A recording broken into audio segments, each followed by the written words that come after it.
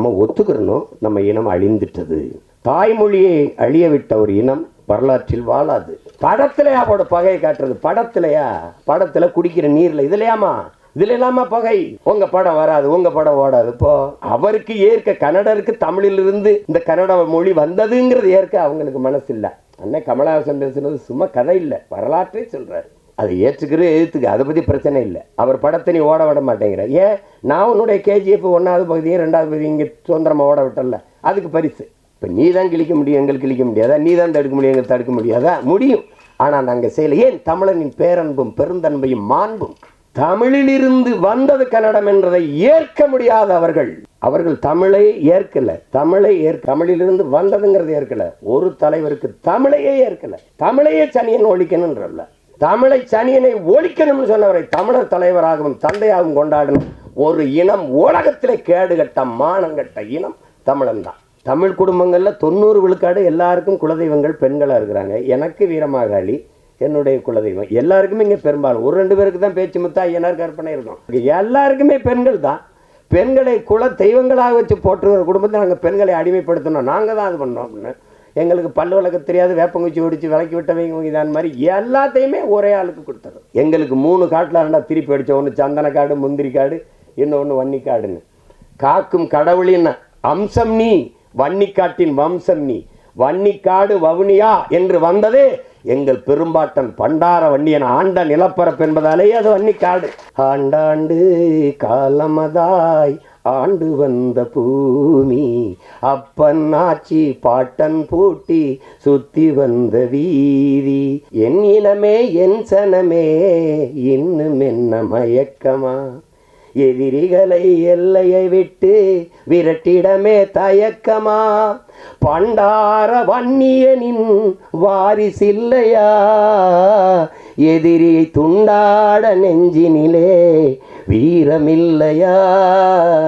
ஒரு மாவீரனின் பெரும் வரலாறாக வர இருக்கிற படையாண்ட மாவீரா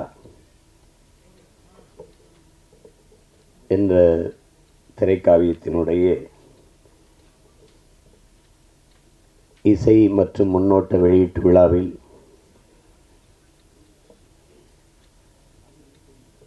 பங்கேற்றிருக்கிற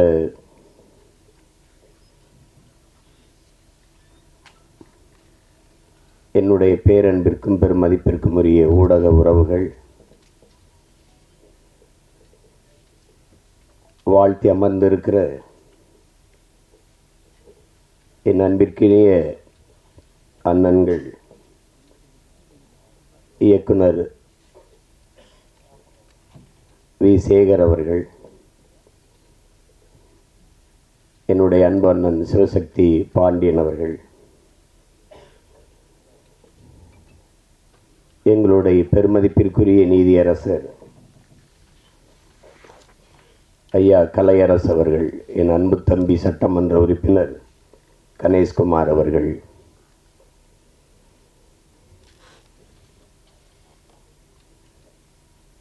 எல்லோருக்கும் என்னுடைய அன்பும் வணக்கமும்.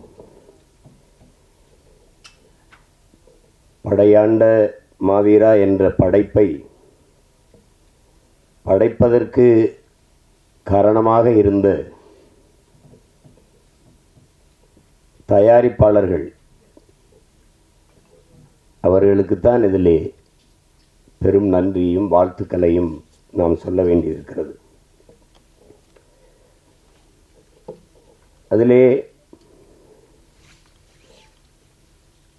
பெருமுயற்சி எடுத்த என் அன்பிற்கினிய சரவணராஜ், என் அன்பு தம்பி கிருஷ்ணமூர்த்தி, எங்கள் ஐயா குமாரதேவன், குரல் அமுதன், மதிப்பிற்குரிய ஐயா உமாதேவன், கிரியாடெக் பாஸ்கர் அவர்கள், பரமேஸ்வரி குமரேசன், எல்லாவற்றுக்கும் மேலாக இவற்றையெல்லாம் ஒருங்கிணைத்த பசுமை தாயகம் என் அன்பிற்கினிய கண்ணன் அவர்கள், வாழ்த்தி விட்டு சென்றிருக்கிற என் பாசத்திற்குரிய தம்பி வழக்குரைஞர் பாலு அவர்கள்,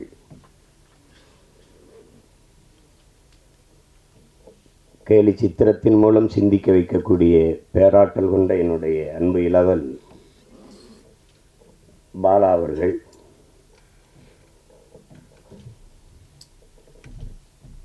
பாட்டை வெளியிட வேண்டும் என்று என்னுடைய தம்பி கௌதமன் எனக்கு அனுப்பியிருந்தார். அதை பாடல் காட்சியை பார்த்து இவ்வளவு சிறப்பாக நடன அமைப்புகள் வந்திருக்கிறதே, இது யாருன்னு அப்போ தெரியல, அதில் யார் அதை செஞ்சதுன்னு தெரியல. மேடைக்கு வந்தது என்னுடைய அன்பு தம்பிகள் இருவரை நான் பார்த்த பிறகு, அது தினேஷ் ஸ்ரீதர் இருவரையும் பார்த்த பிறகு அதுக்கு காரணம் அவர்கள் இருவரும் தான் எனக்கு தெரிஞ்சது. அது தினேஷ் கூட நான் பணியாற்றியிருக்கிறேன். இள வயதிலேயே மிகச்சிறந்த திறமை கொண்ட ஒரு நடன இயக்குனர். அதே போல் தம்பி ஸ்ரீதர் அவர்கள். சண்டை காட்சி மிகச்சிறப்பாக வந்திருக்கிறது. படையாண்ட மாவீரனில் அப்புறம் சண்டை இல்லாமல் எப்படி. தம்பி சில்வா அவர்களை நான் விண்ணூர்தி நிலையத்தில் சந்தித்தேன். அவர் எனக்கு ஒரு வியப்பு தான். சண்டை கலைஞர்களெல்லாம் ஏதோ முரட்டத்தனமாக இருப்பாங்க, அப்படி தான் எல்லோரும் நினச்சிட்டு. அன்றைக்கி விண்ணூர்தி நிலையத்தில் பார்த்து கையில் ஒரு புத்தகத்தோடு வந்திருந்தாப்புல. தம்பின்னா அது நந்தனார் வச்சுருந்தாப்புல. அது அவர்கிட்ட சொன்னேன். இதுக்கு முன்னாடி நாங்கள் எங்கள் அப்பா மணிவண்ணன்ட்ட வேலை செய்யும்போது சூப்பராக என்னவர்கள் அதில் நடன இந்த சண்டை இயக்குனராக இருப்பாங்க. நாங்கள் ரொம்ப அன்பாக இருப்போம். எப்போ பார்த்தாலும் தோல் மேலே கை வச்சுட்டு அந்த பயிற்சியை கொடுத்துட்டு வந்து சங்க இலக்கியங்கள் எல்லாம் சொல்லிட்டு இருப்பேன். சிலப்பதிகாரம், மணிமேகலை, சிவசிந்தாமணி எல்லாத்தையும் பேசுவாங்க. இது எப்படி மாஸ்டர் அப்படின்னா, பகலெல்லாம் அடிக்க வேண்டியது, இரவெல்லாம் படிக்க வேண்டியதுன்னாப்புல. அவரை பார்த்தா இன்றைக்கி பேசுனா அவர் அளவுக்கு அந்த இலக்கியங்களை பேசுகிறதுக்கான ஒரு பெரிய பெரிய தமிழ் அறிஞர்களையே வியக்கிற அளவுக்கு பேசுவார். அதுக்கப்புறம் என் தம்பி கையில் ஒரு சண்டை இயக்குனர் கையில் புத்தகத்தை பார்த்தது எனக்கு ரொம்ப வியப்பு. அப்போ செல்வாவை நான் ரொம்ப பாராட்டினேன். சரி, அது அப்படி சிறந்த கலைஞர்களால் உருவாக்கப்பட்டிருக்குது. அதில் ஒளிப்பதிவு ரொம்ப நேர்த்தியாக இருந்துச்சு. இப்போ என் தம்பிகிட்ட கேட்டேன் யாருன்னா கோவி ஜெகதீஸ்வரன் சொன்னாப்புல. இசையமைப்பாளர் அவர் தான் இது விழாவின் நாயகன். அவர் தம்பி ஜி பிரகாஷ் இள வயதிலேயே 100 படங்களை தொட்ட ஒரு சாதனை. ஆமாம், 100 படங்களை தொட்டார். அப்போ அது அசூரன் படம் வந்து படத்தை பார்க்கும்போது அதன் பின்னணி இசை வந்து மிகச்சிறப்பாக செய்திருப்பார். அந்த காட்சிகள், அது அந்த சண்டை காட்சிகள் இதெல்லாம் நகரும்போது அந்த வயதில் இவ்வளவு ஆளுமையாக அவர் செய்கிறது ரொம்ப திறமை. அப்போ நானும் என் தம்பி மாதவனும் நடித்த ஒரு படம் இருக்குது. அது அந்த படத்தில் அப்போ தான் இவரை நேரில் சந்திக்கிறேன். இசை இவர் அந்த ஜி பிரகாஷ் தம்பி தான். அப்புறம் நாங்கள் ரொம்ப நெருக்கமானது காரணம் மொழிப்பற்று, இனப்பற்று, இனமான உணர்வு தான். ரொம்ப நெருக்கமாக இருந்தோம். அப்புறம் அவர் பாடல்கள் எல்லாரும் செஞ்சுருவாங்க, பாடல்களை எல்லாரும் செஞ்சுருவாங்க. அந்த திரைக்கதை நகர்வுக்கு பின்னணி இசையை கொடுத்து அதை தூக்கி நிறுத்துறதுங்கிறது பேராற்றல். அது இந்த நிலத்தில் நம்முடைய இசை இறைவன் அப்பா இளையராஜாவுக்கு இணையாக இன்னும் எவனும் பிறக்கலை. அதுக்கப்புறம் அந்த தலைமுறையில் தம்பி ஜிவி பிரகாஷ் ஒரு பெரிய கெட்டிக்காரர் என்பதை யாரும் மறுக்க முடியாது. அப்படி சிறந்த படைப்பாளர்களால் உருவாக்கப்பட்டிருக்கு. இதில் பின்னணி இசை ஷாம் அவர் செஞ்சுக்க. அவங்க ஏற்கனவே நான் சில படங்கள் பார்த்துருக்கேன். சிறப்பாக செய்யக்கூடிய ஆற்றல் பெற்ற கலைஞராக இருக்கார்.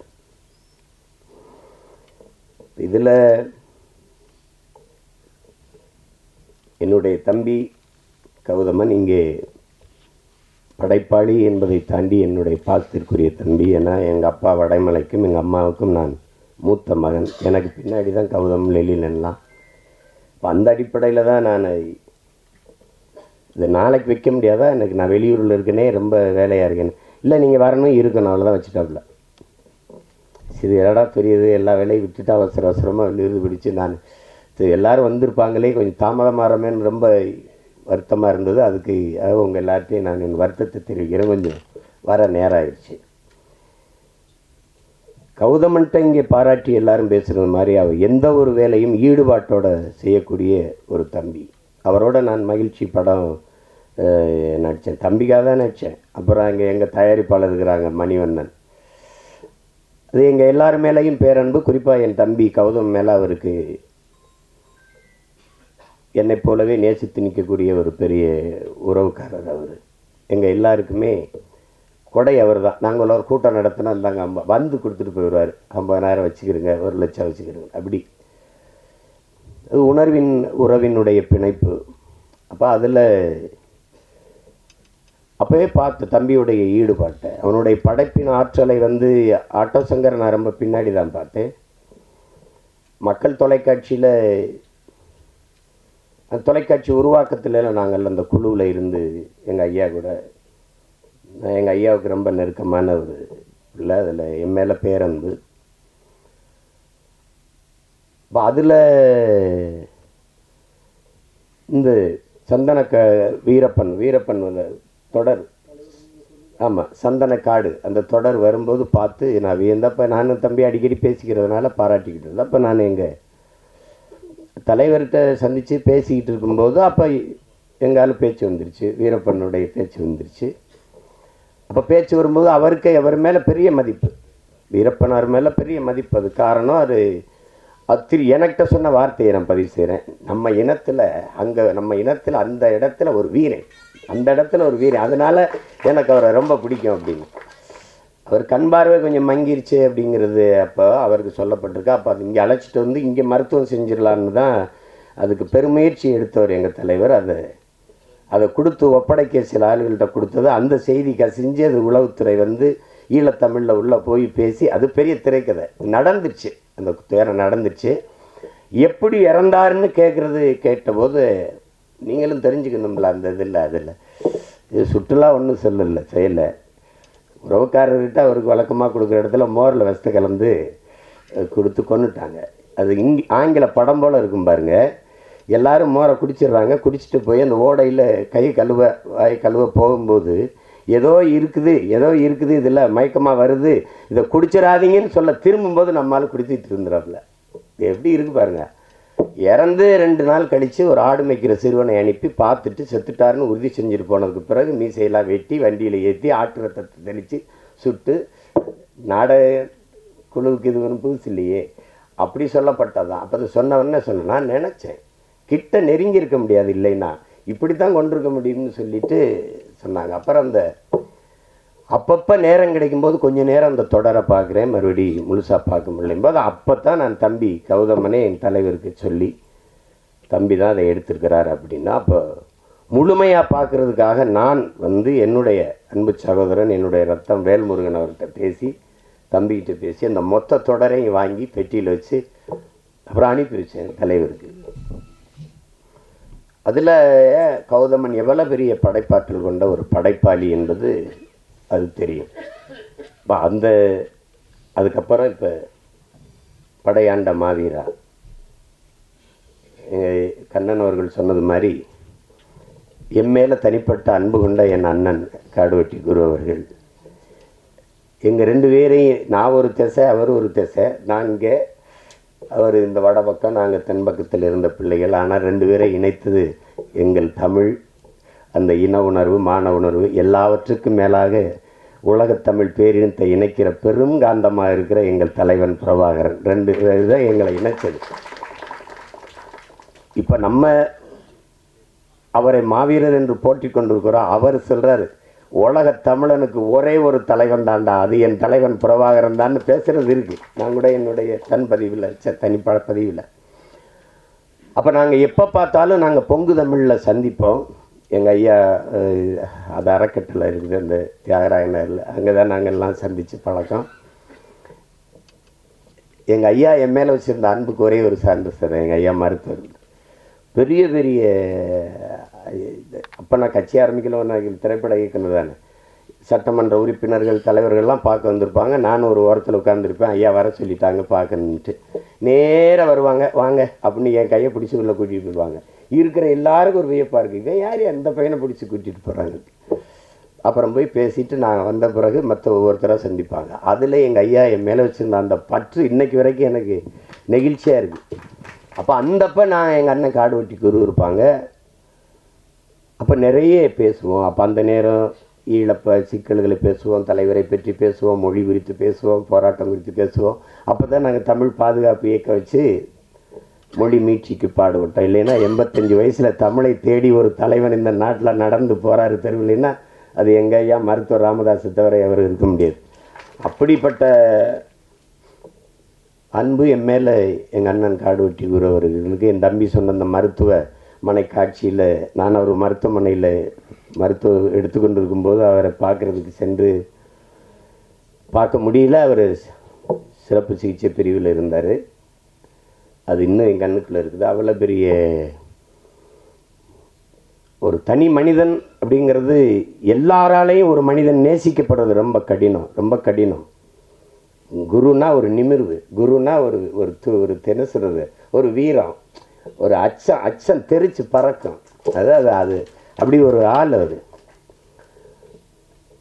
இயல்பான மனிதன். பெரிய இலக்கியம் அப்படி பேசுறது, அந்த மாதிரி பேசுறது இயல்பாக தான் பேசுவார். ஆனால் ஒவ்வொரு வார்த்தையிலையும் அந்த பாசம் இருக்கும், அன்பு இருக்கும். அப்படி ஒரு நெருக்கமான எங்கள் அண்ணன். அவர் வீட்டில் வரவேற்பு அறையில் மாட்டப்பட்ட ஒரே படம் எங்கள் தலைவன் பிரபாகரன் படம் தான். அதை என் தம்பி அந்த படத்திலே பதிவு பண்ணியிருக்கிறாப்புல. ஆனால் தணிக்கை அதை விட்டுட்டது. தலைவர் படம் வர்றதுன்னா நாங்கள் சோரொட்டியில் ஓட்டானே கிழிச்சு போட்டு போகுது. ஆனால் அதை விட்டுட்டது. அது என்னன்னு தெரியல.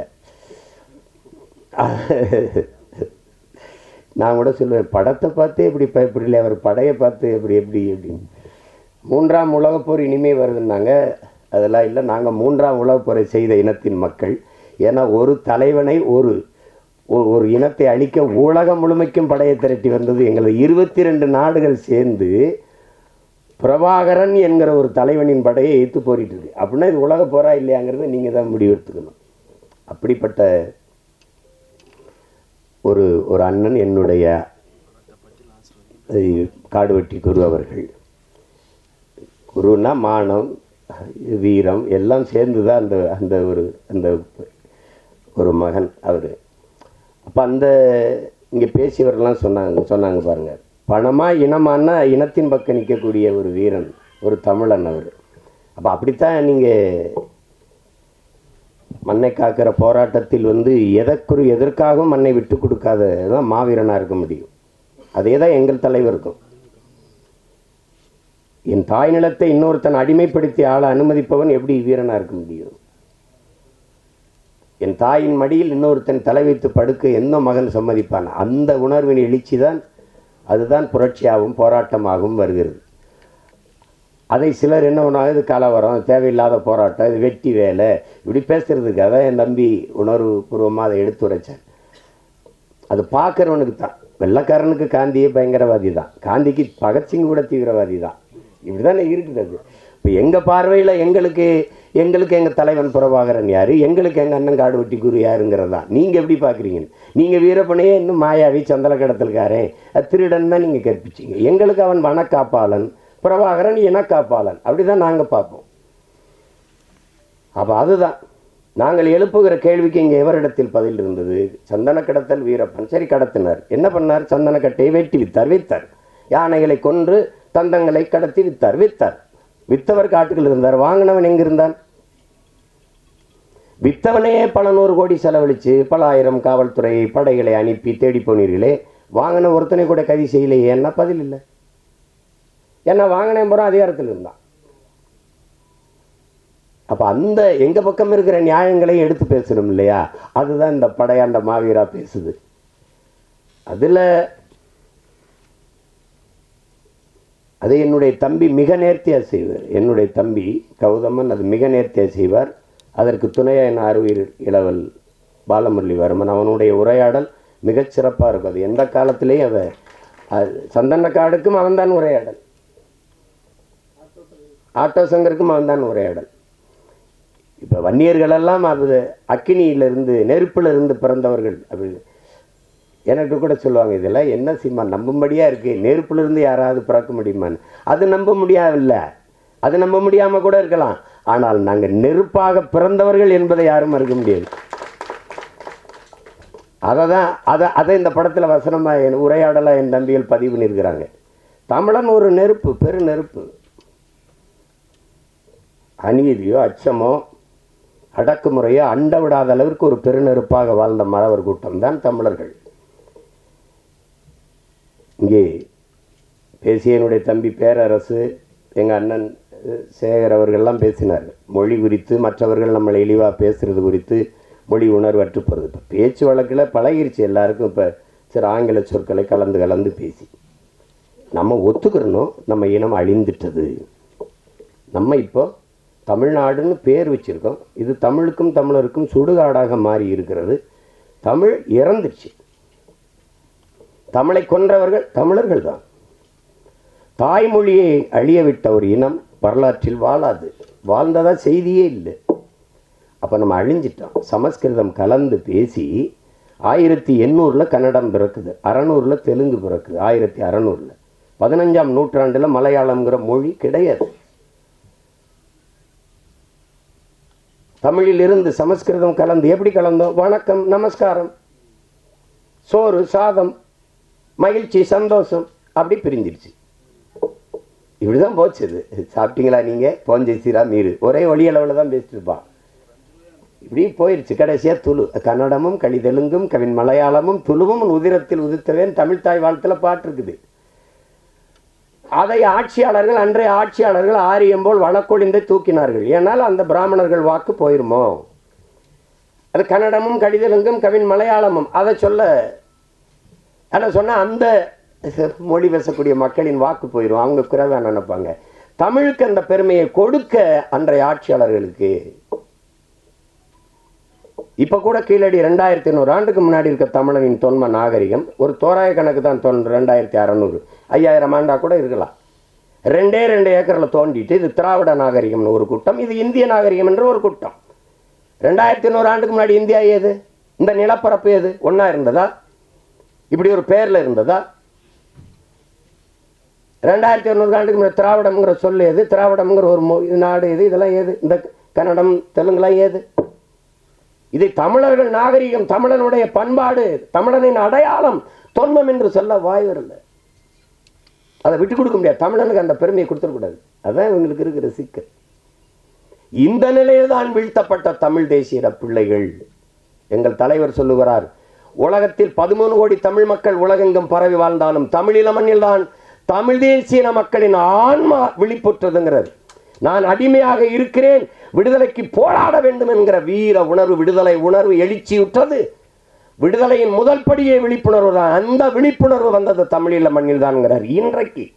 இன்றைக்கு அந்த விடுதலை போராட்டம் வீழ்த்தப்பட்ட அந்த நொடியிலிருந்து உலகெங்கும் வாழ்கிற தமிழ் தேசிய மக்களின் மொத்த மக்களினுடைய ஆன்மா விழிப்புற்றது. குறிப்பாக தமிழகத்தில் இன்று பேரெழுச்சியாக வருகிறது. அதுதான் எளிய பிள்ளைகள். எங்களுக்கு 36 லட்சம் 40 லட்சம் வாக்குகளை தந்து தமிழ் மக்கள் அங்கீகரிக்கப்பட்ட ஒரு கட்சியாக மாற்றிருக்காங்கன்னா இன்னும் மான உணர்வும் இன உணர்வு உள்ள தமிழர்கள் சாகலை, எல்லாம் இருக்கான்.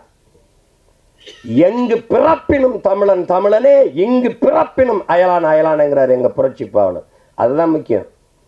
அவருக்கு ஏற்க, கன்னடருக்கு தமிழிலிருந்து இந்த கன்னட மொழி வந்ததுங்கிறது ஏற்க அவங்களுக்கு மனசு இல்லை. அண்ணன் கமலஹாசன் பேசுனது சும்மா கதை இல்லை, வரலாற்றே சொல்றாரு. அதை எதிர்த்துக்க, அதை பற்றி பிரச்சனை இல்லை. அவர் படத்தை நீ ஓட விட மாட்டேங்கிற. ஏன்? நான் உன்னுடைய KGF 1வது பகுதியும் 2வது பகுதியும் இங்கே சுதந்திரமாக ஓட விட்டல, அதுக்கு பரிசு. இப்போ நீ தான் கிழிக்க முடியும், எங்களுக்கு கிழிக்க முடியாதா? நீ தான் தடுக்க முடியும், எங்களுக்கு தடுக்க முடியாதா? முடியும். ஆனால் நாங்கள் செய்யலை. ஏன்? தமிழனின் பேரன்பும் பெருந்தன்மையும் மாண்பும். படத்திலையா போட பகையை காட்டுறது? படத்தில் குடிக்கிற நீரில் இதில் இல்லாமா பகை? எப்படி இருக்கு பாருங்க. உங்க படம் வராது, உங்க படம் ஓடாது. இப்போ தமிழிலிருந்து வந்தது கன்னடம் என்றதை ஏற்க முடியாத அவர்கள் தமிழை ஏற்கல. தமிழிலிருந்து வந்ததுங்கிறது ஏற்கல. ஒரு தலைவருக்கு தமிழையே ஏற்கல.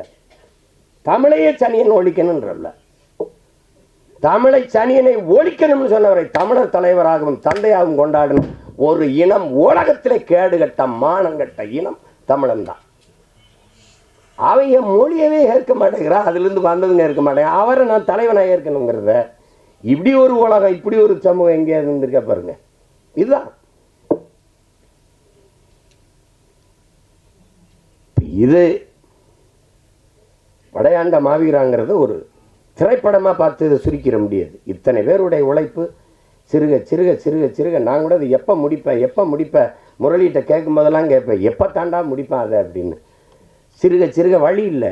பிள்ளைகள் 100 சேர்த்து 1,00,000 ரூபா கொடுத்துருக்காங்கன்னா அந்த உணர்வு, அந்த பங்களிப்பை, அதற்காவது இந்த படம் மாபெரும் வெற்றியான இந்த படத்து வெற்றி அடையணும். அப்போ அதுக்காக இவ்வளவு நேரம் இதில் பெரிய பாராட்டுக்குரியது, இந்த மேடையில் இவ்வளவு நேரம் பொறுமையாக இருக்கிற பெருமக்கள், அரங்கை நிறைத்து அமர்ந்திருக்கிற என் அன்பு சொந்தங்கள், உங்களுக்கு தான் இவ்வளோ நேரம் பசி நேரம் தாண்டி உறங்குற நேரத்து வரைக்கும் உணர்வோடு உட்கார்ந்துருக்கிற உங்கள் ஒவ்வொருத்தருக்கும் என்னுடைய அன்பும் வாழ்த்துக்களும். அதில் என்னுடைய தம்பி கௌதமனுடைய படைப்பாற்றலை, அவன் அந்த பாட்டை எடுத்த விதம், சண்டை காட்சி முன்னோட்டத்தை வரும்போது எனக்கு இங்கே ஓடிடும் அப்படின்னு தெரிஞ்சு, எனக்கு நான் விண்ணூர்தியில் இறங்கினோன்னே எனக்கு கொடுத்துட்டாப்புல, அனுப்பிட்டாப்புல. வரும்போதே பார்த்துட்டு வந்தேன். அவ்வளவு சிறப்பாக எதிர்பார்ப்பாருக்கு. நீங்கள் ஏன்டா எங்கள் பெண்களை ஒரு அக்கா தங்கையாகவே பார்க்க உங்களால் முடியாதா? அந்த உரையாடல், பல இடங்களில் உரையாடல், அவர் நடிப்பு, அந்த சண்டை காட்சியில் அவர் காட்டிய வேகம் எல்லாமே மிகச்சிறப்பாக இருக்குது. அந்த முன்னோட்டத்தை பார்த்தாலே படம் உறுதியாக வெற்றியடையும் ஒரு எதிர்பார்ப்பை, இந்த படத்தை பார்க்க வேண்டும் என்கிற தூண்டுதலை தந்துருக்கு. பாடலெல்லாம் மிகுந்த இதை பிடிச்சி மிகுந்த செலவு பண்ணி எடுத்திருக்கான் பாட்டெல்லாம். அந்த ஒரு பாட்டை நாங்கள் வெளியிட்டோம், நான் எங்கள் ஐயா முத்தமிழ் பேரறிஞர் வைரமுத்து எல்லாரும் அதில் ஒரு நாளில் வெளியிடணும்னு சொல்லும்போது புலிக்கொடி எங்கள் கொடி அப்படின்னு என்னை கனடாவில் கைது பண்ணி வச்சுக்கிட்டு, இது இந்த கொடி எல்டிடி, சிம்பிள் ஆஃப் எல்டிடின்னே சொல்லிட்டு இருந்தா.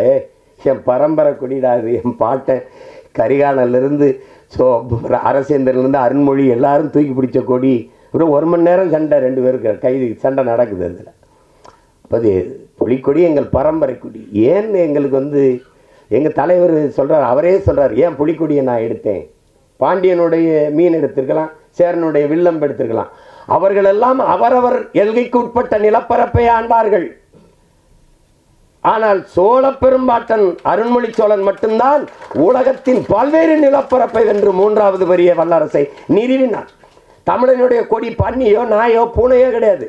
மீன் அப்படி பாய்ச்சல் இருக்கும், வில் அம்பு அப்படி பாய்ச்சல் இருக்கும், புலி பாய்ச்சல் இருக்கும். அப்படி அதில் ஏன் புலியை வச்சான்? புலி ஏன் கொடியா இருக்கணும்? பசியோட கிடக்கும் புலி விரட்டி போய் வேட்டையை அடிக்கும். இறை அடிக்கும்போது வலது கை பக்கம் விழாமல் இடது கை பக்கம் விழுந்துச்சுன்னா வீரத்துக்கு இழுக்குன்னு சாப்பிடாம போயிடும். அந்த மானமுள்ள விலங்கு புலி. அதனால மான தமிழ் மறவன் கொடியில் புலியை ஏந்தினான். அப்படிப்பட்ட அதை புலிக்கொடி எங்கள் கொடின்னு வரி, ஒரு வரி 2 வரி இல்லை. நீ நதியில் குளித்த போதும், நீ குளித்தது போதும், இனி குருதியில் குளித்து வாடான்னு சொல்லி அந்த மாவீரா வாங்குற அந்த பாடல் வரிகளை அவரை தவிர வேற யாரும் எழுத முடியும்னு சொல்லுங்க. ஆமாம், பொடி நடை போட்டது போதும் புலிநடை போட்டு வாங்கிறது. எரிமலை பொடிபட, எதிரிகள் அடிபட, கோழைகள் வழிவிட, ஏழைகள் வழிபட வா மாவீராங்கிறதெல்லாம் அவரை தவிர யார் எழுத முடியும்? வைரமுத்துங்கிறது நம்மளோட வாழ்ந்து கொண்டு இருக்கிற ஒரு மகன், ஒரு மனிதர். அப்படிதான் நம்ம பார்க்குறோம். அதை ஒரு திரைப்படத்துக்கு பாட்டு எழுதுகிற ஒரு பாடலாசிரியர் போல பார்க்குறோம். உலகத்தில் ஒரு கவிஞனால், ஒரு பாவலனால், ஒரு புலவனால் புவி வெப்பமாகுவதை பாடுவதற்கு இந்த பூமியில் ஒரு புலவனும் கிடையாது. எங்கள் வைரமுத்தை விட்டா ஒருத்தன் கிடையாது. மரம்னா என்ன என்று பாடுவதற்கு இந்த மண்ணில் இன்னும் எவனும் பிறக்கல. எங்கள் வைரமுத்தை விட்டா எல்லாரும் ஒன்று பார்ப்பீங்க, அவன் ஒன்று பார்ப்பான். மரம் பூமியின் ஆச்சரிய குறி, இப்படி யாரும் பார்த்துருக்க மாட்டாங்க, இது இப்படி யாரும் பார்த்துருக்க மாட்டாங்க. மரம் இல்லை என்றால் மழைக்கு யார் மனு அனுப்புவது? மழைக்காக யார் மனு போடுவது? மரம் இல்லை என்றால் காற்றை யார் சலவை செய்வது? யாரு கேட்பா? மரம் இல்லை என்றால் என்ன இருக்கிறது? மரம் மனிதனின் மூச்சு காற்று. இதுல என்ன பாருங்க, மரம் எல்லா உயிரினங்களும் மூச்சு காற்றை நற்காற்று சுவாசித்து கெட்ட காற்றை வெளியிடும். ஆனால் மரங்கள் கெட்ட காற்றை சுவாசித்து நற்காற்றை வெளியிடும். அதனாலதான் நம்மெல்லாம் உயிர் வாழ முடிகிறது. அப்ப மரம் மண்ணின் வரம், வளர்ப்பதே மனித அறம் என்று பாடிய ஒரு கவி நம்மோடு இருக்கிறார் என்றால் அது நம்முடைய முத்தமிழ் பேரறிஞர் ஐயா வைரமுத்தவர்கள் தான். பாரதி மகா கவிஞன். ஏன் கவிஞனுக்கு மகா கவிஞனுக்கு என்ன? காலம் உருவாக்கியவன் கவிஞன். காலத்தை உருவாக்கியவன் மகா கவிஞன். அது பாரதி, நம் பாட்டன் பாரதி. எங்காலும் மகா கவிதை தந்தவர். 3ஆம் உலகப் போருங்கிற புத்தகத்தை நீங்கள் படிங்க. நீங்கள் அவர் எழுதின கருவாச்சி காவியம், கள்ளிக்காட்டு இதிகாசம் 3ஆம் உலகப் போர் ஆங்கிலத்தில் வந்திருந்தால் உலகத்தில் எந்த எழுத்தாளனும் அவருக்கு இணையான இருக்க முடியாது. உலகம் கொண்டாடி இருந்திருக்கும். அவர் கெடுவாய்ப்பா நம்ம இனத்தில் பிறந்துட்டா, வடுகப்பட்டியில் தேதியில் தமிழில் எழுதிட்டாலும் அதெல்லாம் அது யாரும் மதிக்கிறது இல்லை. அவர் இருக்கிற இடம் வேற, நான் இருக்கிற இடம் வேற. அதை நாங்கள் 2 பேருமே பேசி முடிவு பண்ணிட்டோம். நம்ம ஒரே இலக்கை நோக்கி பாய்கிற இருவரும் நதிகள்ன்ட்டு. அது வேற, இது வேற. புரிதுன்னு நினைக்கிறேன். அதில் போய் நம்ம பேசிக்கிற வேண்டியதில்லை. ஆனால் ஒரு ஒரு ஒரு பாவலனால் நீங்கள் நினச்சி பாருங்கள், இந்த உலகத்தில் ஒரு கவிஞனால் அரசியல் பேச முடியுமா? புவியியல் பேச முடியுமா? பொருளாதாரம் பாட முடியுமா? வரலாறை பாட முடியுமா? இலக்கியம் பாடுவார்கள். மருத்துவத்தை பாட முடியுமா? மருத்துவத்தை பாடியுமா? எங்கேயாவது கேட்பார், தொப்பை முயலோ தொப்பை கிளியோ உண்டா அப்படி. அவரை மாறி நீங்கள் எல்லாவற்றையும் குறித்து பாட முடியும், எழுத முடியும், பேச முடியும் என்றால் உலகத்தில் ஒரே கவியால் தான் முடியும். அது நம்முடைய முத்தமிழ் பேரறிஞர் ஐயா வைரமுத்தால தான் முடியும். அவரோடு நீங்கள் பொருளாதாரம் பேசலாம், இலக்கியம் பேசலாம், மருத்துவம் பேசலாம், வரலாறு பேசலாம், அறிவியல் பேசலாம், புவியியல் பேசலாம், உளவாண்மை பேசலாம், எதை பற்றியும் பேசலாம். அப்படி ஒரு கவிஞன் இந்த நிலத்தில் இனி வருவது அரிதினும் அரிது. உயிரை பிரிவது மட்டும் சாவில்லை, ஊரை பிரிவதும் சாவுதாண்டான்னு எழுதியிருக்காப்புல. இதெல்லாம் அவர் சொல்றார் பாருங்க. பெத்த தாய் தந்தரை கட்டிய மனைவி பிள்ளைகளை பிரிவதல்ல சோகம், ஆடு மாடுகளை பிரிவதல்ல, காடு மேடுகளை வீடு நிலங்களை பிரிவதல்ல, சொத்து சுகங்களை பிரிவதல்ல, தான் பிறந்த மண்ணை பிரிவதுதான் உலகத்திலே பெரிய சோகம்னு இல்லைன்னா பதிவு செஞ்சிருக்க முடியாது. அதுதான் இது. உயிர் பிரிவது மட்டுமல்ல சாவு, ஊரை பிரிவதும் சாவுதான். இல்லைன்னா விடைகூடி எங்கள் நாடே கடல் வாசல் தெளிக்கும் வீடே, அந்த பாடலை கேட்டு கண்ணீர் வடிக்காது, நெஞ்சுருகி கண்ணீர் வடிக்காத தமிழ் மகன் உலகத்தில் இருக்க முடியாது. அவர் எழுதிய வரிகள், இந்த என் தம்பி பேசுகிற உரையாடல் அதுலேயே இருக்குது. எங்களுக்கு 3 காட்டில் ரெண்டா திருப்பி அடித்த, ஒன்று சந்தனக்காடு, முந்திரி காடு, இன்னொன்று வன்னிக்காடுன்னு.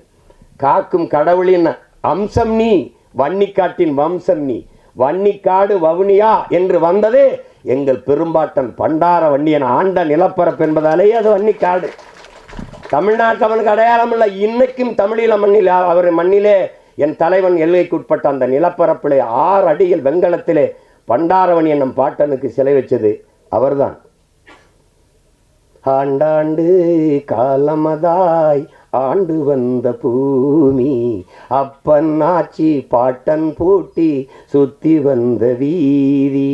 இந்த பாட்டில் ஒரு வரி வரும், என் இனமே என் சனமே இன்னும் என்ன மயக்கமா, எதிரிகளை எல்லையை விட்டு விரட்டிடமே தயக்கமா, பண்டார வன்னியனின் வாரிசில்லையா, எதிரியை துண்டாட நெஞ்சினிலே வீரமில்லையா, ஆண்டாண்டு காலமதாய். இந்த பாட்டு குட்டிக்கண்ணன் ஒரு சிறுவன் பாடி தமிழீழ மண்ணில் எல்லா இடத்துலையும் இந்த பாடல் ஒலிக்க. எனக்கு எங்கள் அண்ணன் நடேசன் அண்ணன் வண்டியில் அந்த பாட்டு ஒலிச்சோன்னே, இதை நான் எடுத்துக்கிறேன்னு தாராளமாக எடுத்துகிட்டு போங்கன்னு எடுத்துகிட்டு வந்து அந்த பாட்டை எடுத்துக்கிட்டு வந்தேன் நான் அங்கிருந்து. அப்போ அந்த மண்ணில் இருக்கிற அந்த தமிழ் பிள்ளைகளுக்கு, தம்பி தங்கைகளுக்கு வீரமூட்டவே நீ பண்டார வன்னியனின் வாரிசு இல்லையா, பகையை துண்டாட நெஞ்சினிலே வீரம் இல்லையாங்கிற வரியே அந்த பாடலில் பதிவு செஞ்சுருப்பாங்க. அதனால தான் அது வன்னிக்காடு. அதை தான் இதில் எழுதியிருக்காரு பாருங்க. நாங்கள் 2 பேரும், அம்மா இறந்துட்டாங்க, அந்த துயரத்தை பகிர்ந்து கொள்ள ஐயா வீட்டில் போய் இருக்கும்போது இந்த படையாண்ட மாவீரா பாடலை நான் தம்பி அனுப்பியிருந்தான், படித்து பார்த்தேன். யாரை மனதில் வைத்துக்கொண்டு இந்த வரிகளையெல்லாம் எழுதியிருப்பீங்கன்னு எனக்கு புரியுது அப்படின்னோன்னு அவர் சிரிக்கிறார்.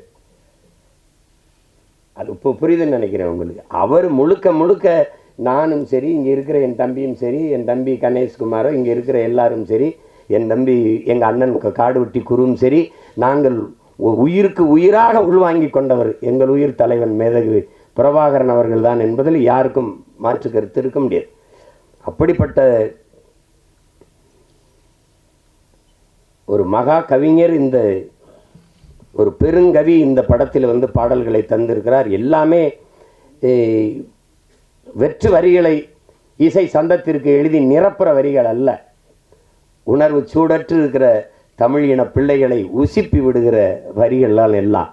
அது திரையில் அந்த பாடல் பதிவுகளோடு காட்சி வடிவத்தோடு வரும்போது என் தம்பி சொல்கிற மாதிரி ஒரு நெகிழ்ச்சி, ஒரு ஒரு உணர்வு பெருக்கம் இருக்கத்தான் செய்யும். அது அப்படிப்பட்ட ஒரு படைப்பாக படையாண்ட மாவீரா வருது. இதில் என்ன எங்கள் ஐயா நீதியரசர் கலையரசு அவர்கள் சொன்னாங்க, நாங்கள் குறைவாக தானே பேசுவோம், எல்லா நீதிபதிகளுக்கும் பேச வராது, நாங்கள் பேசுகிறது தானே கேட்போன்ட்டு.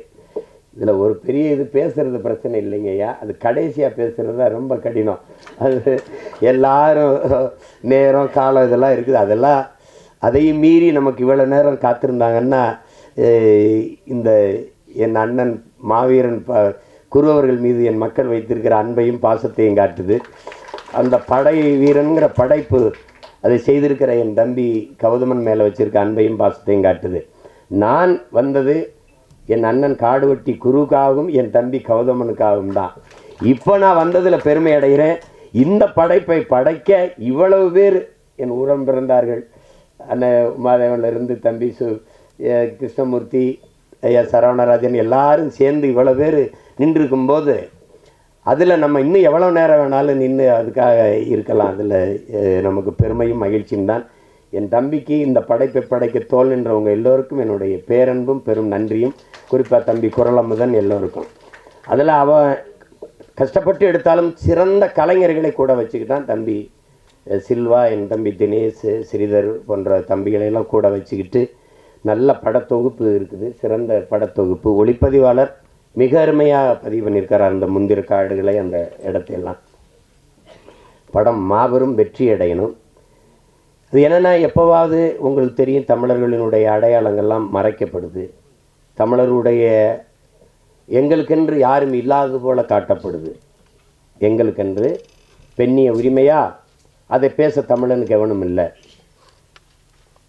பெண்கள்லாம் இல்லைன்னா எப்படி? பெண்ணை காப்பிய நாயகியாக வைத்து பாடிய ஒரு இனத்தில் பெண்ணை போற்றாமல் என்ன செஞ்சுருப்போம்? 100க்கும் மேற்பட்ட பெண்பார் புலவர்கள் இருந்திருக்கிறார்கள். அவர்கள்லாம் கல்வியறிவு பெற்று பாடாமல் எப்படி வந்தாங்க? எப்படி வந்தாங்க? தமிழ் குடும்பங்களில் 90 விழுக்காடு எல்லாருக்கும் குலதெய்வங்கள் பெண்களாக இருக்கிறாங்க. எனக்கு வீரமாகாளி என்னுடைய குலதெய்வம். எல்லாருக்குமே இங்கே பெரும்பாலும் 1-2 பேருக்கு தான் பேச்சு முத்தா ஐயனார் கற்பனை இருக்கும். எல்லாருக்குமே பெண்கள் தான். பெண்களை குல தெய்வங்களாக வச்சு போட்டுருக்கிற குடும்பத்தை நாங்கள் பெண்களை அடிமைப்படுத்தணும், நாங்கள் தான் அது பண்ணோம் அப்படின்னு. எங்களுக்கு பல்லு வளர்க்க தெரியாது, வேப்பங்குச்சி ஒடிச்சு விளக்கி விட்டவங்க இதான் மாதிரி எல்லாத்தையுமே ஒரே ஆளுக்கு கொடுத்தது. எங்களை போல ஒரு மாண்பு கொண்டு வாழ்ந்த இனம் உலக வரலாற்றில் உண்டா? எங்களை போல உலகத்தையே கட்டி ஆண்ட என் பாட்டன் அருண்மொழி சோழன் எந்த இனத்தையாவது அடிமைப்படுத்தி ஆண்டான் என்று வரலாற்றில் ஒரு துளி செய்தியை உங்களால் காட்ட முடியுமா? உங்களால் காட்ட முடியுமா? தமிழர்கள் யாரையாவது அடிமைப்படுத்தி ஆண்டார்கள், கொடுமைப்படுத்தி கொன்றார்கள் என்று எந்த இடத்திலையும் செய்தீர்கள்? எந்த இடத்துல இருக்காது. எல்லாரும் மானுட நேயம் பேசினான். உலகத்தில் ஒரே ஒரு இனம்தான் உயிர்மை நேயம் பேசியது. பிறப்பு ஒக்கும் எல்லா மனிதருக்கும் என்று பாடவில்லை, பிறப்பு ஒக்கும் எல்லா உயிருக்கும் என்று பாடியது. பகுத்துண்டு பல் உறவுகள் என்று பாடவில்லை, பகுத்துண்டு பல் உயிர்கள் என்று பாடியது. எல்லாரும் என்ன பேசிட்டு இருந்தான்? யாதும் ஊரே யாவரும் கேளீர், எல்லோரும் நம் உறவினர்கள் என்று பாடியவன் தமிழன் தான். உலகம் தழுவி நேசித்து நின்ற ஒரே இனம் தமிழன் தான். ஆனால் எங்களைத்தான் இன வெறியர்கள், மொழி வெறியர்கள், தேச துரோகிகள் எல்லாம் சொல்வார்கள். காவிரி நதிநீர் அவருக்கு, முல்லை பேரியாற்று நதிநீர் அவருக்கு, அவரவர் நிலத்தின் வளம் நீர்வளம் அவருக்கே என்றால் என் நிலத்தின் வளம் எனக்கே என்று நான் நின்றால் நாடு என்னாகும்? இறையாண்மை என்னாகும்? ஒருமைப்பாடு என்னாகும்? என்னுடைய நிலத்திலிருந்து வரும் நெய்வேலி பழுப்பு நிலக்கரி மின்சாரம் எனக்கே என்று நான் நின்றால் என்னாகும்? என்னுடைய நிலத்தில் எடுக்கப்படுகிற மீத்தேன், ஈத்தேன், ஹைட்ரோ கார்பன் எனக்கே என்றால், அணுவுல என் நிலத்தில் மின்சாரம் எல்லாருக்கும், வெடித்து செத்தால் சாவு தமிழனுக்கு. அப்படி அவரவர் வளம் அவரவருக்கே என்றால், தமிழனுடைய வளம் தமிழனுக்கு நின்றால் தேசிய ஒருமைப்பாடும் இறையாண்மையும் எங்கே போகும்? சொந்த நிலம், என்னுடைய பாட்டன் ஜம்புலிங்கம் சொந்த நிலம் 500 ஏக்கர் நெய்வேலியிலே. இந்த நாட்டுக்காக 500 ஏக்கரை விட்டு கொடுத்த ஒருத்தன் என் தாத்தன் சம்புலிங்கம் முதலியார். அப்படி யாராவது உண்டா? 50,000 தாத்தா வழக்கறிஞர், அப்பா வழக்கறிஞர், அவர் வழக்கறிஞர். 50,000 அன்றைக்கு நீதிமன்றத்தில் நேர் நின்றால் சம்பளம் 50,000. பரம்பரை பிறக்கும் போதே செல்வந்தனாக பிறந்த ஒரு மகன் இந்த நாட்டின் விடுதலைக்காக சொத்தம்பட்டையும் வித்து மக்களின் மானம் காக்க கப்பல் ஓட்டிய ஒரு தமிழன் எங்களுடைய பாட்டன். செக்கிழுத்து செத்தான் இந்த நாட்டின் விடுதலைக்காக. மாடு கூட இழுக்க திணறுகிற செக்கை இழுத்தவன் என்னுடைய பாட்டன் வாவு சிதம்பரனார். எப்படி இருக்கு தொலைக்காட்சியில் பேசும்போது வாவுசி, மாப்போசி, காமராஜர். ஆனால் ராமசாமி ஐயாவை சொல்லும்போது பெரியார் என்று சொல்ல வேண்டும், தந்தை பெரியார் என்று சொல்ல வேண்டும் என்கிறீர்கள். யாராவது ஒரு பெருந்தலைவர் காமராஜ், தெய்வ திருமகன் முத்துராமலிங்க தேவர், நேர்மையின் நேர்வடிவம் கக்கன், கப்பலோட்டிய தமிழன் வாவுசி, அப்படி யாராவது சொல்றது உண்டா? யாராவது நீங்க கேட்டது உண்டா?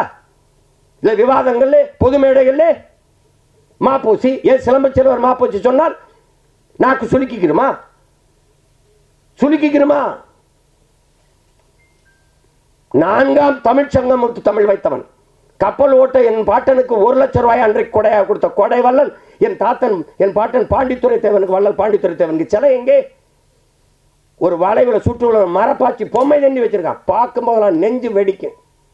ஒரு தமிழ் மகனுக்கும் அடையாளம் இல்லை, அழிக்கப்பட்டிருக்கான். அப்படி மறைக்கப்படக்கூடாது ஒரு மாவீரனின் வரலாறு, அழிக்கப்பட்டு விடக்கூடாது. இந்த வருங்கால தலைமுறைக்கு அவனுடைய வாழ்க்கை ஒரு பாடமாக படிப்பனையாக இருக்க வேண்டும் என்பதற்காக படைக்கப்பட்ட ஒன்றுதான் படையாண்ட மாவீரா. அதை கவனத்தில் வைத்துக் கொள்ளணும். நீங்க பார்க்கிறது குருவை சாதி வெறியன் என்று, நாங்கள் பார்க்கிறது அவன் சமூக சமத்துவத்திற்கு போராடியவன் என்று. அதைத்தான் இந்த படம் போதிக்கப் போகிறது.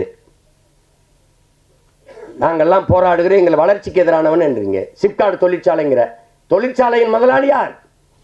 அந்த தொழிற்சாலைக்குள்ள என்ன நடக்க போகுது? எது உற்பத்தி ஆக போகுது? அங்க வேலை யார்? முதலாளி யார்? வளர்ச்சிக்கு எதிரானவன். எது வளர்ச்சி? இங்கே மனித உழைப்பு மலிவா கிடைக்குது. நிலத்தடி நீர் எவ்வளவு வேணாலும் உறிஞ்சிக் கொள்ளலாம். விளைநிலங்களை எத்தனை ஆயிரம் ஏக்கர் வேணாலும் பறித்து கொடுக்க அதிகாரங்கள். உற்பத்தி செய்கிற பொருளை விரைந்து எடுத்து செல்ல 8 வழிச்சாலை 4 வழிச்சாலை போடப்படுகிறது. தடையற்ற மின்சாரம் மக்களுக்கு அல்ல, தொழிற்சாலைகளுக்கு. அரை மணி நேரம் 1 மணி நேரம் அந்த மின்சாரம் தடைபட்டு உற்பத்தி இழப்பு ஏற்பட்டால் அந்த இழப்பை மத்திய மாநில அரசுகள் ஈடுகட்டும். புரிந்துணர்வு ஒப்பந்தம். முதலாளி வருகிறான், மனித உழைப்பை சுரண்டி உற்பத்தியை பெருக்கி பல ஆயிரம் கோடி லாபத்தை கொண்டு போகிறான். அந்த முதலாளி வாழ்வான், வளர்வானா? வெறும் சம்பளத்தை வாங்கி சாப்பிட்ற நான் வாழ்வேன், வளர்வேனா? இது வளர்ச்சியா? இது வளர்ச்சியா? எது வளர்ச்சி? எது வளர்ச்சி? இவர்கள் கற்பிக்கிற வளர்ச்சி எது? பட்டினி சத்தால் கட்டையில் எரிக்காமல் கரண்ட்ல எரிப்பது வளர்ச்சி. இதுதான் பிச்சைக்காரன் சோவிப் மிஷின் வச்சு பிச்சை எடுப்பது வளர்ச்சி. எங்களின் கனவு பிச்சைக்காரனை இல்லாத தேசத்தை படைப்பதுதான் எங்களுடைய வளர்ச்சி. அப்படி இருக்கா? அப்படி இருக்கா? அதற்காக போராடுகிறவனை வளர்ச்சிக்கு எதிரானவன் தேசத்துறை என்று கட்டமைப்பது எப்படி? எந்த தொழிற்சாலை அரிசி பருப்பை உற்பத்தி செய்யும்? அது நிலத்தில் தானே விளையணும். நீ வீட்டு மனையலாக்கி மாளிகை கட்டி மொட்டை மாடியிலே கத்தரிக்காய் தக்காளி வீட்டு தோட்டம் போடுகிறாய். இது எவ்வளவு பெரிய கொடுமை! எவ்வளவு விளைய வச்சிருவ நீ?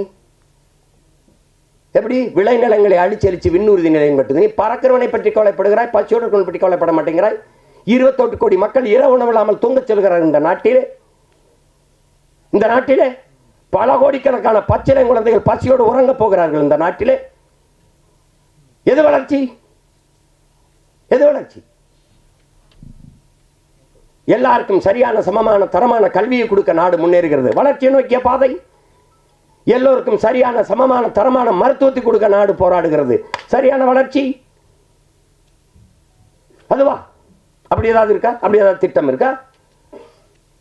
அப்படிதான் நீ நெய்வேலி பழுப்பு நிலக்கரியில் 66 ஏக்கரை இதுவரை எடுத்திருக்கிறாய். இன்னும் 20 ஏக்கரை எடுத்து வச்சிருக்கிறாய். என் தாயின் ஈரக்குலை ஏன் இருக்கிறாய்? மீத்தேன் ஆடு மாட்டு கழிவில் எடுக்க முடியும், மக்கிய இலைகளை கழிவில் எடுக்க முடியும், மனித கழிவிலை எடுக்க முடியும் என்ற இயற்கையின் வாய்ப்பு இருக்கும்போது எதுக்கு என் பூமி தாயின் ஈரக்குலையை இதயத்தை அறுக்கிறாய் என்று கேள்வி கேட்பவன் இந்த நாட்டின் வளர்ச்சிக்கு எதிரானவனா? போரின் பேரழிவுக்கு பிறகு கூட மக்களை குடியேற்றி விட முடியும், மீள் குடியேற்றம். ஆனால் நெய்வேலியில் பழுப்பு நிலக்கரி நீ தோண்டி எடுத்த 66 ஏக்கரில் மறுபடியும் மக்களை குடியேற்ற முடியுமா? சொல்லு, நீ குடியேற்ற முடியுமா? வீட்டுக்கு ஒருவருக்கு வேலை என்று சொன்னீர்கள். 299 பேர் வேலை வாய்ப்பு கொடுத்தீர்கள். ஒருவன் கூட தமிழன் இல்லை. போராடியவன் நானும் எங்கள் சின்னையா அன்புமணி மட்டும்தான். அந்த இடத்துல 2 பேர் தான் கேட்டேன். எவன் கேட்டான்? அந்த நாட்டில் நிலம் என்னது, வளம் என்னது, நான் நிலத்தை கொடுத்துட்டு வீட்டை காலி பண்ணி வேற இடத்துக்கு போனேன். வேற யாவது எனக்கு இருக்கா? இல்ல. இதை எதிர்த்து போராடினால் நிலம் இழந்தால் பலம் இழப்போம். நாங்கள் சொந்த நாட்டிலே அகதியாக விரட்டப்படுகிறோம். இங்க வீடு இடிக்கிறாய் ஆக்கிரமிப்பு என்று, 60 ஆண்டுகளாக குடியிருந்தவனை வீட்டை இடிக்கிறாய் ஆக்கிரமிப்பு என்று. அவன் ஆக்கிரமிக்கும் போது என்ன பண்ணி கொண்டிருந்தாங்கிற கேள்விக்கு அவரிடத்திலே பதில் இருக்கிறது. ஆக்கிரமித்து கட்டப்பட்ட வீட்டுக்கு மின் இணைப்பு ஏன் கொடுத்தாய், எரிவாயு இணைப்பு எதுக்கு கொடுத்தாய், குடும்பத்தை ஏன் கொடுத்தாய், வாக்காளர் உரிமை எதுக்கு கொடுத்தாய், வரி எதுக்கு வாங்கினாய்? பதில் இல்லையே. அது நீர்நிலை ஆக்கிரமிப்பு. அப்ப 8 ஏக்கரை ஆக்கிரமிச்சு 4 கல்லறை கட்டி படுக்க வச்சிருக்கல கடற்கரை, அது கடல் நீர்நிலை ஆக்கிரமிப்பு இல்லையா? இதை இடி என்று சொன்ன நீதிமன்றம் அதை கட்டு என்று சொல்கிறது. என்ன நீதி? என்ன நீதி? அறிவார்ந்த தமிழ் சமூக மக்களை, எவராவது இயற்கையின் அருங்கொடை பள்ளிக்கரணை ஏரியை குப்பையை போட்டு மூடுவான், அது ஆக்கிரமிப்பு இல்லையா? இதை எதிர்த்து போராடினால் நீங்கள் என்ன வேணாலும் நினைங்கள், இந்த நிலத்தின் வளத்தை மக்களின் நலத்தை எவன் கெடுத்தாலும் நாங்கள் போராடுவோம். அந்த மரபில் எங்கள் முன்னத்தி ஏறான் என் அண்ணன் காடுவெட்டி குரு. அவன் தான் படையாண்ட மாவீரன். அப்படி போராடி வந்தான் அவன். எனக்கு பேரம் பேசலையா? இந்த கூட்டணி வந்தால் குடும்பத்துக்கு இப்படி சொல்லல, ஃபேமிலிக்கு 1000 crores settlement, party fund 1000 crores, 26 தம்பி சீஃப் மினிஸ்டர் வேட்பாளர். பேசுங்க பேசுங்க. நான் கூட கேட்டேன், காதிலே தேனை ஊற்றுறீங்க, கொஞ்சம் வாயில் ஒரு சொட்டை ஊற்றி விடுங்கன்னு கூட சொன்னேன். நான் ஒன்றும் ரொம்ப பெருசாக கேட்கல. ஐயா நான் என்ன செய்யணும்னு கேட்டேன். ஒரே ஒரு சந்திப்பு. அவங்க அப்படி சொல்லலை, ஒரு மீட்டிங். உங்களோட உட்காந்து பக்கத்தில் ஒரு படம் எடுத்துட்டேன், அதுக்கப்புறம் நான் அழைச்சி பேசினா எடுப்பீங்களான்னு கேட்டேன். பதிலே இல்லை. நாங்கள் திரைப்படத்துறையில் வந்து பஞ்சமலை நாங்கள் அந்த கட்சி ஆரம்பித்து அப்படியே நாட்டு முதலமைச்சர் ஆகி 5-6 பொண்டாட்டி 8 பெத்த பிள்ளைக்கெல்லாம் பதவி கொடுக்க, அதுக்கு நாங்கள் வரல. வீழ்த்தப்பட்டோம், எழணும், விழுந்த இடத்துலேருந்து எழணும். அது வழி இல்லை. அடிமையாக இருக்கிறான் என்பதை உணர்த்தி விடு, பிறகு அவனே கிளர்ச்சி செய்வாங்கிறாரு புரட்சியாளர் அண்ணல் அம்பேத்கர். நாங்கள் அடிமையாக இருக்கிறது உணர்ந்துட்டோம், எந்திரிச்சிட்டோம். உணர்த்தின தலைவன் எங்கள் உயிர் தலைவன் மேதகுவே பிரபாகரன் அவர்கள். அதற்கு எங்களுக்கு முன்னாடி உணர்ந்து கிளர்ந்து எழுந்தவன் என் அண்ணன் காடுவெட்டி குரு அவர்கள். இன்றைக்கும் எங்கள் ஐயா, இன்னைக்கும் எங்கள் ஐயா கலங்கி சொல்வது குரு என்னோடு இல்லையேன்னு. குரு என்பவன் எங்கள் ஐயா மருத்துவர் ராமதாஸின் இதய துடிப்பு என்பதை என்னரும் தம்பி தங்கைகள் புரிந்து கொள்ளணும். மனச்சான்று. அவர் பக்கத்திலே என்னன்னு காடுவெட்டி குரு எல்லோரும் வெள்ளை சட்டை போடுவார்கள், அவர் மட்டும் இந்த மஞ்சள் சட்டையை போட்டு தானே வருவார். இந்த சட்டை என் ஐயாவுக்கு பக்கத்தில் என் அண்ணன் குரு இருந்தால் 50,000 வீரர்கள் அவர் அருகில் இருப்பதற்கு சமமாக இருப்பார். அதுதான் குரு. காடு வெட்டி குருன்னு காடை புறா வெட்டி அழிச்சவன் எங்க பாட்டேன் அரசேந்திரன், நாங்கள் இல்லை. இவன் நினைச்சுக்கிறது காடை வெட்டுவார் போல் இருக்கு, அதனால காடு வெட்டின்னு. அவர் ஊர் பேர் காடு வெட்டி. பார்க்க எங்களெல்லாம் பார்க்கும்போது கருப்பா ஒரு மாதிரி இருக்கும்போது கரெக்டான, என்னையெல்லாம் பார்த்தா சீமான் சிரிப்பானான்னு கேட்குற கூட்டம் இருக்குது. உண்மையிலேயே நாங்கள் உண்மையிலேயே என் சொந்தக்காரன் எங்கள் அண்ணன் பொண்ணுங்கிட்ட உங்கள் சித்தப்பா சிரிப்பாரா அப்படின்னு. சித்தப்பா பெரிய சிரிப்பாக போச்சு சித்தப்பா, என்ன நீங்கள் சிரிப்பீங்களான்னு கேட்குறாங்க சித்தப்பான். அது மாதிரி பார்க்க அவர் அப்படி ஒரு கரடுமுரடா பெரிய ஆள் மாதிரி தெரியும். ரொம்ப மென்மையான இதயம் கொண்ட ஒரு மகன் என்னுடைய அண்ணன் காடுவெட்டி குரு அவர்கள். அவர் இல்லை, இன்னொரு 10-15 வருஷம் எங்களோட இருந்திருந்தால் இன்னைக்கு எனக்கெல்லாம் ஆசை தான். எங்கள் தாத்தாவுக்காக வயசாயிடுச்சு கலியபெருமாளுக்கு. என் அண்ணன் தமிழரசன் இன்னொரு 15 ஆண்டுகள் இந்த நிறுத்திருந்தா சாதிய கட்சிகள் சாதிய அரசியலே இருந்திருக்கிறது. அவருடைய கொள்கை இந்த சாதியை அழிக்கிறது இல்லை, சாதின்னு பேசுகிறவனே அழிச்சிடுறது தான். அதானே கடைசியாக எங்கள் தாத்தா கலியபெருமாள் சந்திக்கும் போது எனக்கு என்னமோ நீ போகிற பாதான் சரியா இருக்குன்னு சொன்னவர் அவர் தான். அதுதான் இவர் செய்கிறத அவர் ஏன் அப்படி செய்கிறாயின்னு கேட்கல, நீ செய்யாதேன்னு சொல்லலை, செய்யணும்னு சொல்லலை. எங்களுக்கு கற்பித்தார் கலியபெருமாள். என்ன சொன்னார்? மக்களை அணிதிரட்டி அரசியல் படுத்தாமல் புரட்சியை உன்னால் முன்னெடுக்க முடியாதான்ட்டு. ஆயுதமேந்திய கிளர்ச்சியின் மூலம்தான் மக்களை விடுதலை செய்ய முடியும், மக்களின் உரிமை மீட்க முடியும்னு நம்பிக்களத்துக்கு வந்த ஒரு மகன் தன் வாழ்க்கையின் கடைசி அனுபவமாக என்ன சொல்றாரு? மக்களை அணிதிரட்டி அரசியல் படுத்தாமல் புரட்சியை முன்னெடுக்க முடியாதுன்ட்டாப்ல. அதைத்தான் பேரப்பிள்ளை நாங்கள் செஞ்சுக்கிட்டு இருக்கோம். இப்போ என் தம்பி தமிழை பேரரசு வைக்கிறாரு, நான் நாம் தமிழர்னு வைக்கிறேன். இன்னும் பல கட்சிகள் கூட வரலாம். ஆனால் அவன் சொன்ன மாதிரி ஒரு தாய் வயிற்றில் நாங்கள் பிறந்தோம். சின்ன பிள்ளையில இருக்கும்போது ஒரே வீட்டில் இருந்துட்டோம், படுத்து தூங்கிட்டோம். அப்புறம் தனித்தனி குடும்பங்கள் வந்து வாழ்வதற்கு தனித்தனியாக வீடு கட்டி போயிட்டோம். ஆனால் என் அண்ணன் மகனுக்கு கல்யாணம், எங்கள் அப்பாவுக்கு உடம்பு முடியல, நாங்கள் ஒன்றா கூடுவோம். அப்படித்தான். அதில் என்னுடைய தம்பியின் படைப்பு மிகுந்த பாராட்டுக்குரியதாக இருக்கும். அவன் சாதாரணமாக எதையும் தொட மாட்டான். தொட்டால் அதில் தீவிரமாக ஈடுபட்டு சிறந்த படைப்பாக கொண்டு வர அளவுக்கு ஒரு சிற்பி போல செதுக்குவான். அதான் என் தம்பியினுடைய சிறப்பு. என் தம்பி கௌதமனை எவ்வளவு பாராட்டினாலும் தகும். ஆனால் அவனுக்கே இந்த முதலீடை கொடுத்து எந்த சூழ்நிலையிலும் துணை நின்ற இந்த தயாரிப்பாளர்கள், என் அன்பு சொந்தங்கள் அனைவருக்கும் என்னுடைய அன்பும் வணக்கம். நீங்கள் நம்பிக்கையோடு படம் மாபெரும் வெற்றியடையும். இந்த படத்தை தயாரித்ததில் உங்களுக்கு ஒரு பெருமையும் நிமிர்வும் உங்களுக்கு கிடைக்கும். அதில் அது ஒன்றும் இல்லை. நீங்கள் எங்கள் அண்ணன் குருவுக்கு கொடுத்த காணிக்கை வச்சுருங்க. அப்படி நினச்சிக்கிறீங்க.